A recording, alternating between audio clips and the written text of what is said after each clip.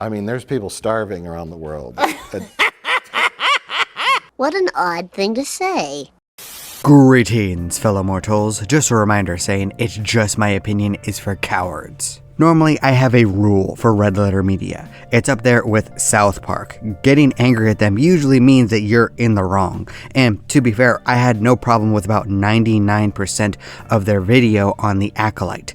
I think their breakdown of the series and the culture war around it was very fair. Woke, anti-woke, it's all absurd to me. I always support people with different appearances and sexualities. Characters looking and thinking the same is boring. At the same time, using this as a shield for bad writing is very, very, very lame. Get good at your job and put out good entertainment, or get out. That's what people would say about any other job, so I don't see how this is different. But that's not what got me about this video. Their breakdown was actually excellent. I highly recommend going and watching it for yourself. Like my small ass channel means anything to them.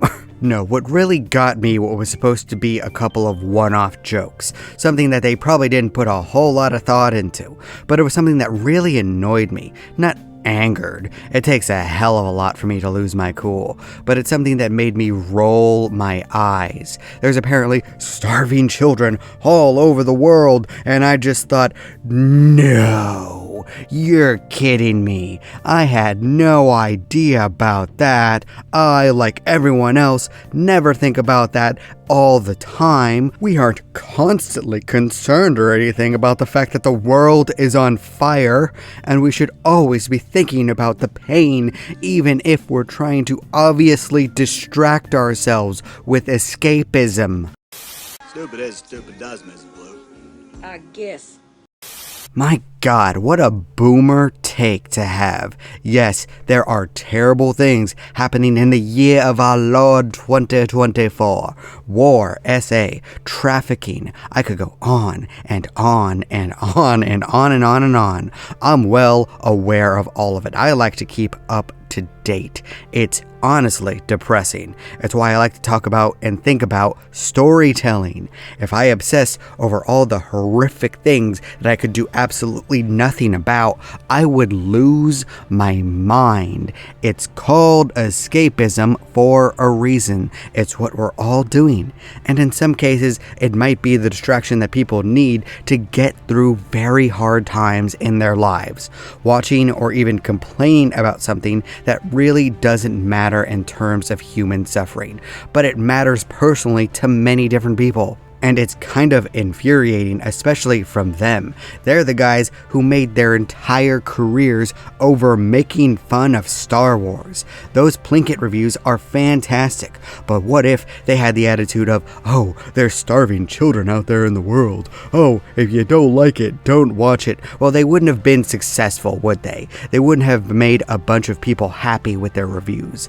Reviews and discussing art is fun. Yes, how some people do it can be annoying.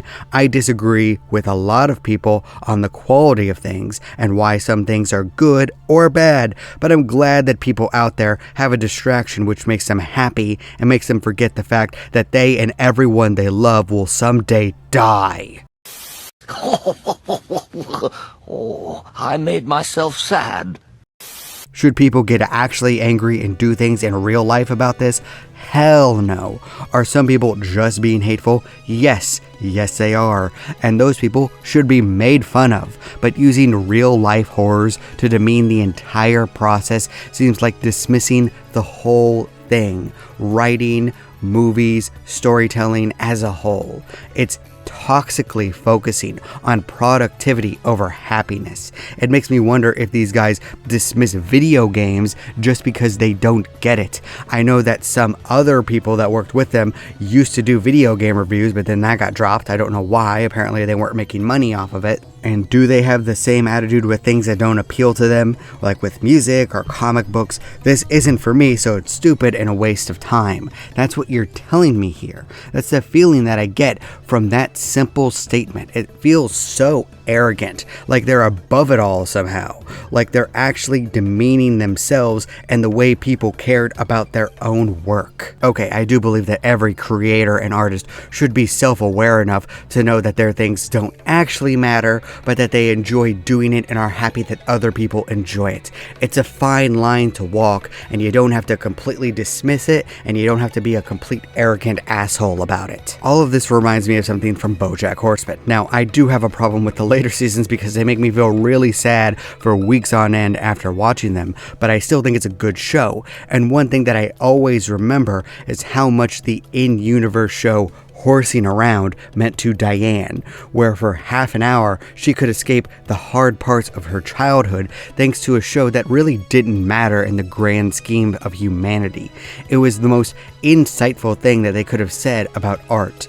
They mocked the genre, the studios, the actors, and the directors, but they never once made fun of people for enjoying the show. They never once demeaned the feelings about the work of art. Even if it was a nothing burger of a sitcom, it meant something to someone.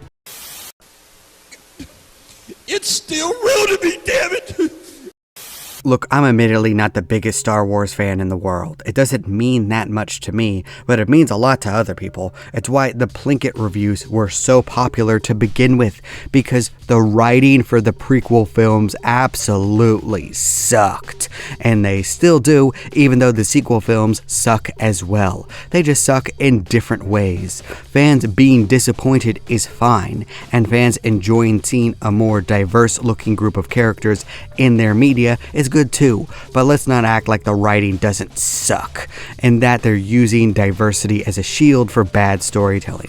Just look at the sequel films. Take out every single character of color. I hate that term still, by the way. Still feels like I should get my head dunked in a toilet for saying that in high school. But anyway, take them out. All of their scenes and plot lines. Would the story of the sequel films be exactly the same without them? Yes, then that's a big problem. I think that they should write those characters better, make them more interesting, and have better storylines. I mean, there's people starving around the world. I think that people are genuinely just talking past each other. The engagement farming is stupid. Extreme positions fit well into the algorithm. I mean, there's people starving around the world. If people are being hateful, it's more productive to mock them instead of getting angry at them. This way... I mean, there's people starving around the world. Yeah, do you see the problem with this? That's the end of the conversation. You can't argue against that. It's disingenuous, egotistical, and dismissive, especially because social media drama isn't real life, and we all kind of know it in the back of our head even when we're engaging in it. Coincidence? I think not! Look, people are capable of caring about different things to different degrees. Is Star Wars less important than starving children? Yes, obviously I don't even need to think about it, but it can still matter to people, and dismissing that is weird from Star Trek fans and people who review movies for a living. It undermines watching a 1-hour video about movies or TV shows for fun. You could say that it doesn't matter as much as climate change, war, and famine. Boom, Red Letter Media doesn't matter anymore, and your way of making money is gone. It's this attitude that dismisses everything. Just because people care about something in fiction doesn't mean that they dismiss real life. And telling people just to stop watching isn't productive either. It doesn't help anyone get better. It doesn't help things improve. Storytelling matters to me. I love talking about it, whether it be movies, shows, games, books, etc. I don't want Red Letter Media to apologize or anything, but I really don't want this level of nihilistic, dismissive humor to become the norm, because then art doesn't matter, and we should all just pack it up, never watch a video or a movie again, just work and give money to various causes. Don't you dare care about art. After all, there's starving children out there. God forbid we distract ourselves. You see, mocking people who say stupid things works a lot better than getting angry. And same thing to a smaller degree with telling them to stop watching. I get it. I always say that talking about the thing that you hate only makes it stronger. But also, how can art improve if we don't watch and criticize it so that we can tell people how to get better? This is how it works. You would think that the OG YouTube movie critics would realize this. And if you disagree with any of this, that's fine. After all, everyone is entitled to their objectively wrong opinion. And just because I spent all this time deconstructing their joke, mine is funny because I'm hinting that I could be the one that has the objectively wrong opinion. Okay, do we understand each other? Bye-bye now. Nobody exists on purpose. Nobody belongs anywhere. Everybody's gonna die. Come watch TV. Thank you all so much for watching. Still here? Good night, everybody. Thank you. You bye. Boom. Do not despair.